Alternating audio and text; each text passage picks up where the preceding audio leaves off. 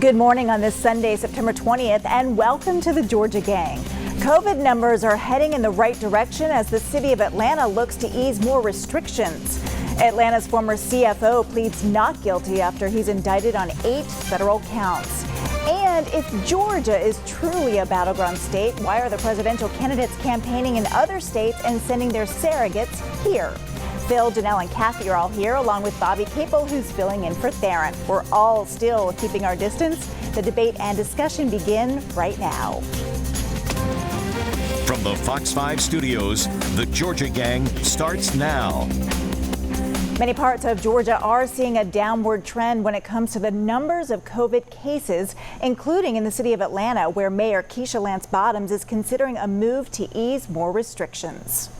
We are hopeful that our numbers will continue to go in the right direction. Mayor Bottoms says she is cautiously optimistic when it comes to the numbers of positive coronavirus cases in the city of Atlanta, half of what they were 1 month ago. Phase 2 guidelines are still in place, which means masks, social distancing, and limiting gatherings to 10 people or less. If we continue to move in this direction by September 24th, we will move on to phase 3 of the reopening guidelines. Now this week, Governor Brian Kemp also offered up a plan for people to possibly start to visit their loved ones in nursing homes. And Kathy, we'll start with you this week and get your thoughts on Mayor Bottoms looking to ease restrictions in the city of Atlanta. Well, I think it's been interesting to watch how things have been going around the state. Her early mask requirement, I think, is paying dividends now because people got used to wearing masks. I see a high level of compliance the few times I'm outside of my house. But, you look at some other jurisdictions where that's not been so clear, and you're seeing very, very high rates of infection. So I think she's done the right thing. I think the fact that Atlanta Public Schools are meeting virtually has helped keep transmission down, and we all just have to keep working at it. We can't get tired of it. It's sort of relentless. Janelle, what do you think it says that states that are still under tight restrictions are obviously seeing their numbers go down, but now so are states like Georgia that ease restrictions a lot sooner? I mean, it says that the governor had it right, that he knew what he was doing and that Dr. Toomey was guiding him properly. I do think it's a little bit laughable to hear this whole phased approach that's coming from the mayor. And the reason why I say that is because she could have just simply followed the leadership of the governor. But it's this attempt to try to look as if you have some type of better outlook on the COVID crisis, even though there is no task force or anybody working on this privately with the city of Atlanta. I just think that it's kind of more so just a way of trying to undermine the governor to a certain degree. I think she can just follow the guidelines that the governor's put in place, and we would see exactly what we're seeing throughout the state. Bobby, weigh in here, because we saw several mayors across the state, institute their own mask mandates and really go against the governor's recommendations. And this is the beauty of locally controlled government. We get to elect not only governors, but we get to elect mayors and city council members who get to then in turn represent us at City Hall and run the cities how the residents there would like it to be run. And that's exactly what's reflected in City Hall in Atlanta. And I also applaud the mayor on her decision, and it seems to be paying dividends. I want to echo what Kathy said there. Now, as far as the nursing home visits go, which you had mentioned and touched on briefly there, I think that's another thing where a lot of families have been struggling. Let's put partisan politics aside. I think we lost Bobby there. Okay, now he's back, but he was talking about, the nursing homes possibly opening up to visitors, which I think is extremely important. But Phil, I want to move on and ask you your thoughts about schools, especially here in Metro Atlanta. Many of them are still virtual. Do you think this puts more pressure on them to start in-person learning and soon? Because several DeKalb County board members this week, they said they are against the idea. One of them, Joyce Morley, said she will, quote, not have blood on her hands. We also saw some Fulton County teachers stage a walkout this week. So what are your thoughts about school? Well, I think we need to put all this in perspective because we do have to have more in-person classes, whether it's K through 12 or the university system.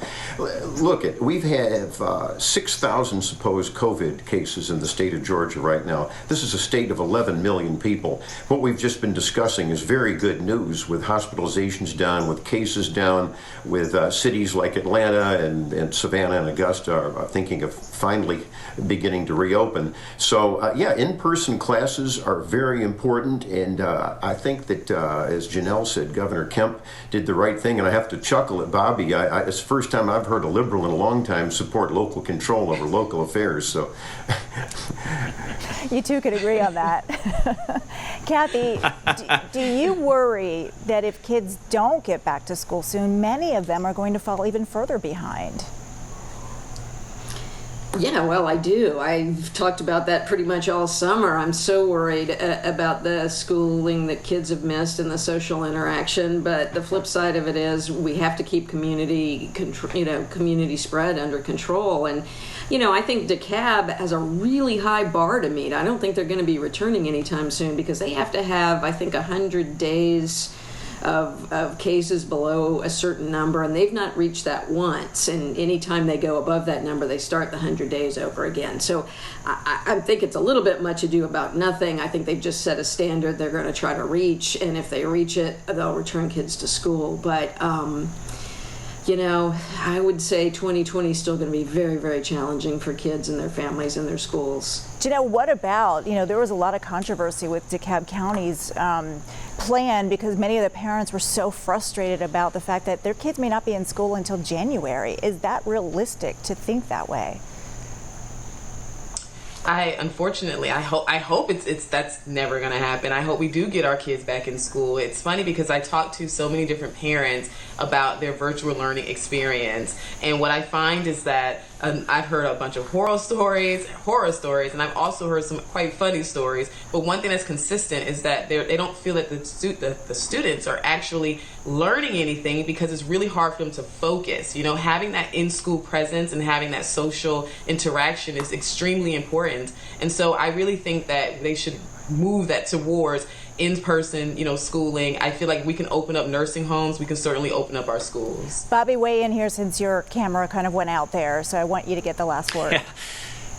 Yeah, first of all, in case you're wondering, this is one of the challenges of this at-home remote thing. I've actually got a phone call on my phone, so I had to ignore it while we were talking. So apologies for that. That's when family members call. But yeah, just to go back to the point I was making, folks in nursing homes and long-term care facilities have been really isolated during this. It's been very difficult, not only for the folks who live there, but for their families who haven't been able to visit them. So I am hopeful that at some point here in the next few days, they will come up with some reasonable restrictions, outside visitations, et cetera, that enable some of those folks to reconnect with their family and feel alive again. And if you could, Bobby, just weigh in on the school issue. It is a balancing act of, student safety, teacher safety, the health of these folks versus in-person learning. It's tough, and I think if there was one answer that fit everybody would be doing it. And I think at this point, they made the right decision to start virtually, given where the COVID cases were at the time of the beginning of the school year. And I think right now, to upset the apple cart even more in the middle without a concrete plan, and that's what I'm hearing from every parent I know, the plans just seem to be non-existent. They keep putting new guidelines out there. It's very hard for parents to follow that, much less children. And it's especially harder for the kids that are in the kindergarten, first grade level. It's a whole different idea for middle school when you can put your middle schooler on a computer for a few hours and let them go to work. All right, we'll leave it there, everyone. Thank you. Well, coming up, are we seeing a softer side of Senator Perdue and his new ads as he tries to fend off challenger Jon Ossoff? We'll discuss straight ahead. Have a question or comment for the Georgia Gang? Email them at georgiagang@foxtv.com. This week, Atlanta Mayor Keisha Lance Bottoms said she's not going to sugarcoat it. It's a tough time for public safety, and she acknowledged a higher than normal resignation rate for officers at the police department. Janelle, the mayor says they're listening to officers, but is it too little too late? Weigh in here. I do think it's a little too late, but I find it interesting too that Mayor Bottoms said that yes, the morale is down, but it's also like that in other cities. It just reminds me of being in high school and telling my mom, yeah, I know I'm late past my curfew, but so are my other friends. She didn't care about my other friends. She was responsible for me. And so I feel like I would love to see Mayor Bottoms take responsibility for her actions in this, as well as the actions of many of the leadership who downplayed instances where our police officers were feeling unsupported because of this lack of leadership. I think they want to hear that they're not going to be arrested for utilizing use of force in incidents where it's necessary. I think that's what they are really wanting to hear right now, and I want to hear that as well coming from the leadership in Atlanta. Kathy, you are former Atlanta City Council president. You ran for mayor. What can the mayor do here to improve morale? Well, I think she's got to bring some of the voices of the police department forward and let people hear what the concerns are in kind of the first person narrative, so that people can get some grasp around that. But what's been concerning to me about this is we're still not seeing a plan for how she's going to proceed to hire a permanent chief. She's not really laid out a plan on how she's going to reform our police department and think about spending the budget in some ways that maybe support more activity around mental health and addiction problems that could be taken away from the police department's responsibility. And it's really, if there's anything she's going to talk about, this would be something where a very active conversation that everyone can play a role in would be very helpful. Phil, I want to move on now and talk about Jim Beard, the former CFO of the City of Atlanta, serving mostly under former Mayor Kasim Reed. He pleaded not guilty on Thursday. Some of the accusations in the indictment: a $10,000 hotel room, machine guns bought with taxpayer money. Weigh in here. Well, it's another sorry chapter in a 5-year federal corruption investigation of City Hall.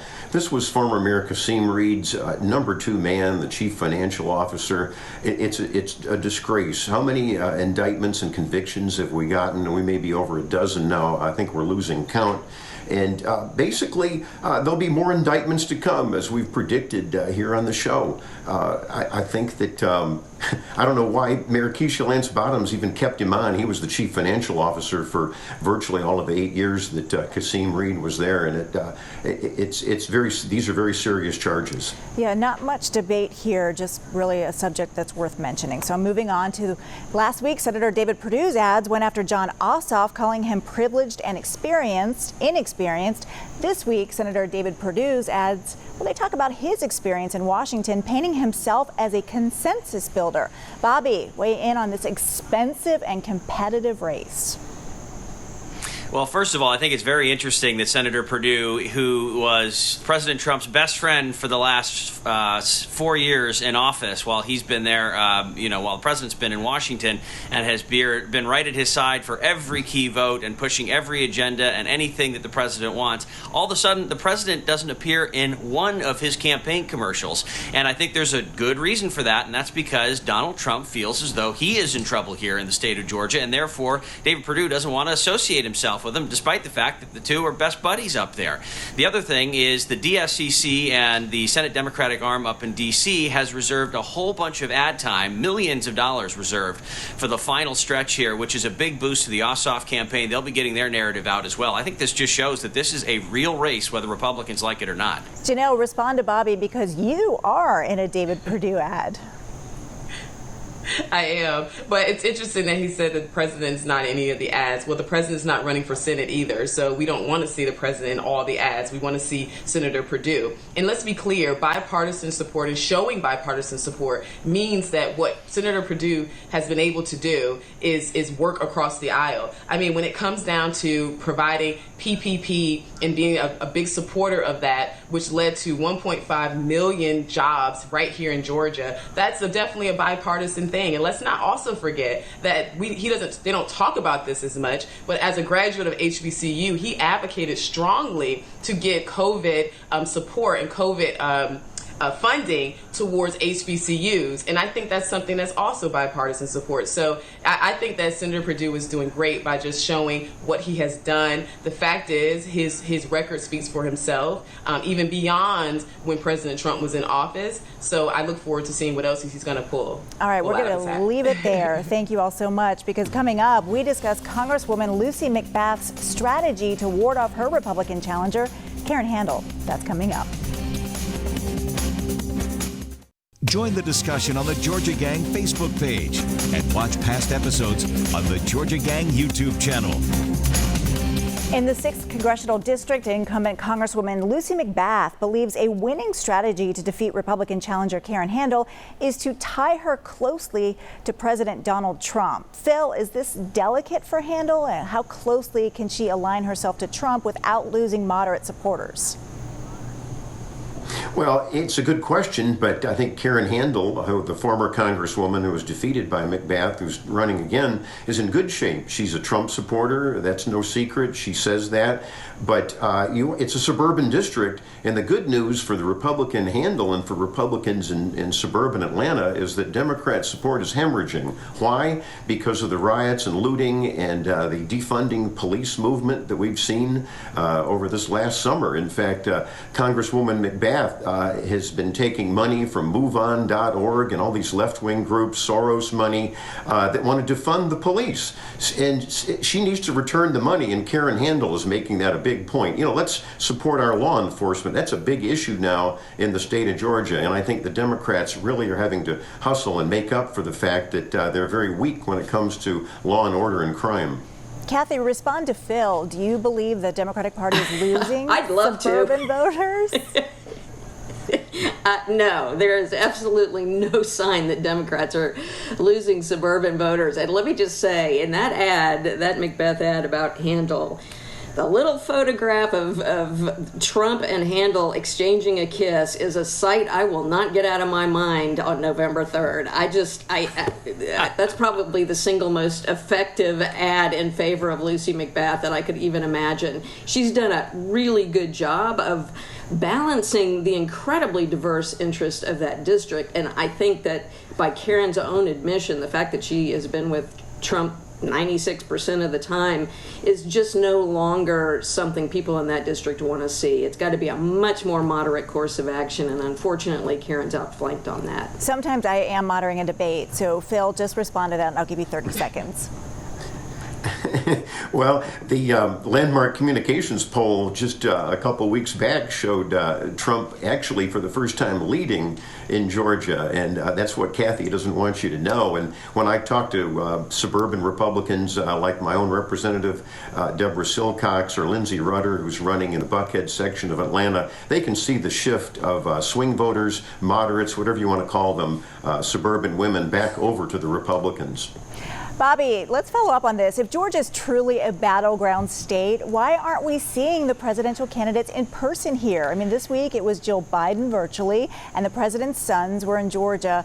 The president and the vice president are in states like Minnesota, Florida, North Carolina, and Pennsylvania. Why? Well, first of all, with respect to what Phil just said, as someone who ran for Congress in District 6, I can assure you that there is not a huge migration to the Republican Party right now. In fact, the polling I just saw has Donald Trump 5 points underwater in this district. So I think the best thing Lucy Mcbath could do is attach Karen Handel to Donald Trump, and that is a great path forward for her to go to victory. Now, as far as Georgia actually being a swing state, you got to follow the money. Again, I think you look at the fact that the president is advertising here. Yes, he may not be here personally, but he is putting millions of dollars behind ad buys right here in the state of Georgia. This is a state that 4 years ago they would have thought safe and would not have invested in. So I think you've got to tip your hand when you see the money coming in. It shows that there's concern. Janelle, weigh in on that. Why aren't we seeing the president or even the former vice president here in person? Well, we have seen the president. The president came several times. I mean, I've personally spoken on the stage with him quite a few times when he has come. He's came before, in 2018 he was coming here. So we have seen the president. Now, Biden, we haven't really seen Biden go anywhere other than out of his basement to his backyard. So I don't think I think that maybe that's something we should talk about, is why he's not traveling much, but the president is traveling. I think that we are seeing a candidate that is working extremely hard. I do want to touch on the 6th district just a little bit, just to make I find it extremely funny that Lucy Mcbath is talking about voting with the president when she votes with Pelosi 100% of the time. So I gotta make sure I hit back on that just a little bit. But I do think that this is a battleground state. I'm looking forward to seeing what Georgia's going to do. I feel confident that that President Trump is going to take Georgia like he did before. All right, I'm glad I got y'all in on the 6th here. So one issue I really want to get to is the census. The date to fill out your form is not October 31st. It's now September 30th. And if you know anyone in Quitman, Hancock, or Jenkins counties, please call them and tell them to fill out their forms. It's only 9 questions. These counties are at less than 30% response rate, which is just pitiful. They and a lot of other counties will be losing out on so much federal money along with representation, and Georgia is lagging behind the national average. It's an issue that's near and dear to Theron and I because we have worked on this issue. It's just tough. I mean, it was, as soon as the pandemic hit, it was like everybody forgot about the census. Kathy, weigh in. What more can we do here? I mean, Fair Count is involved, Stacey Abrams' group. There's bipartisan support to try to get, one huge last push to get people to fill out their forms. Yeah, this is really a bipartisan thing, right? I mean, it is everything about how much money Georgia and within Georgia, different counties and congressional districts receive in terms of federal funding for virtually everything that you can think of. As well as when we go into redistricting next year, it's going to determine how many members of Congress we have representing us in Washington and how districts get drawn. We can get into our fight about how those districts get drawn, but we got to stop and make sure that we're getting credit for every single person who lives here. So it takes, goodness gracious, not even 30 seconds to whip through that questionnaire, and for every single person who finishes it, it's about $2,400 equivalency in federal funds that come to Georgia. And all you got to do is just go online to fill it out. Janelle, unfortunately, a lot of minority populations and children are undercounted, and those are the folks that need the most representation and in some cases the most federal money. Yeah, I mean, I feel like with the census, this is your opportunity to actually have the finances necessary to create the change that you're seeking to desire. This is the time to step outside of just voicing your opinions on social media or even, marching in the street. This is the time for you to go home, log on, put in your census information so that you can get those funds to your area and then advocate for those funds to go towards the issues that you find important. So I am encouraging everyone to please fill out your census. I mean, we did it immediately, and I really, really encourage everyone to do the same. All right, it's important to vote in every election, and it's just as important to fill out that census every 10 years. Thanks, everybody. Well, coming up, we'll have winners and losers. Stay tuned. Time now for the week's winners and losers. Well, I'd like to mention that I saw DeKalb County Commissioner Steve Bradshaw this week, and he mentioned that Moody's upgraded DeKalb's bond rating, which is a really big deal. And it was because of, quote, the county's healthy and improved financial position driven by solid management and conservative budgeting. Congrats to the DeKalb County Commission and CEO Michael Thurman. Phil, over to you. Well, I've got a winner. It's the chairman of the Georgia Board of Regents over the university system, and that's Sachin Shailendra. He was reelected the other day to a second term. That's never occurred in the history of the Board of Regents, and he's got some great changes and reforms in mind, and so keep an eye on that. Secondly, I want to give a shout out to the Southern Company as a winner, because when Hurricane Sally was threatening last week, they were ready, along with Alabama Power and Mississippi Power. Georgia Power sent people over there and to restore power, so they're on the job there. And my winner is football. Georgia is kicking off next Saturday, so that's a good thing. All right, Kathy, over to you. Echo on that, Phil. I can't wait for that first game. Watched from my house. Listen, I've got a couple of related winners. One is Stacey Abrams' new produced documentary, All In, The Fight for Our Democracy. It's really excellent. You can stream it now from your favorite TV channel, whatever you want to call it. You can look it up. But I got a preview of it this week. It's really the history of voting from the beginning of our country. and how voter suppression has been used to influence who's in power at different points in time. Very good. Secondly, and relatedly, I want to thank all of the students over at UGA that got together and helped make the administration at University of Georgia decide to open Stegman Coliseum for early voting. I think that's an excellent move. If we can open the stadium for 20,000 people, we can help people vote a little easier. So thanks to the students for that. All right, Janelle, I've got about a minute 30 in the show. Okay, so my first winner is my husband. We're celebrating 1 year of our anniversary on September 21st, which is on tomorrow. So thank you. It's been a blast this year. Love you, honey. My next winner is the City of Camilla. So Mayor Owens stated that the city was awarded $750,000 through a competitive grant, and that's to be used towards infrastructure projects, neighborhood revitalization. So congratulations to you. And lastly, next to last, shout out to my good friend, my new friend, Debbie Pender. She's a fan of the show. Her son Ethan told me. So thank you for watching. And please tune in at 9 p.m. to the next Revolution with Steve Hilton. I will be on. All right, Bobby, you know how this TV thing works. I have about 40 seconds in the show. Okay, here we go. Winners, Rod and Terry McClure, pillars of the community up here in Milton and in Atlanta, just launched a new Millennial Bridge initiative, which bridges the gap between millennials who have degrees that are black and the mentors they need to get placed in jobs. It's a great program. I'm really happy to see the work on that. And that's all I'll say, because I think we're done here. So no losers, Shana Tova to those who celebrate. All right, and I think you win for having one of the best and most beautiful backgrounds. So thank you. And thanks for joining us and filling in for Theron. And thank you, everyone, for joining us. And we will see you again next week right here on The Georgia Gang.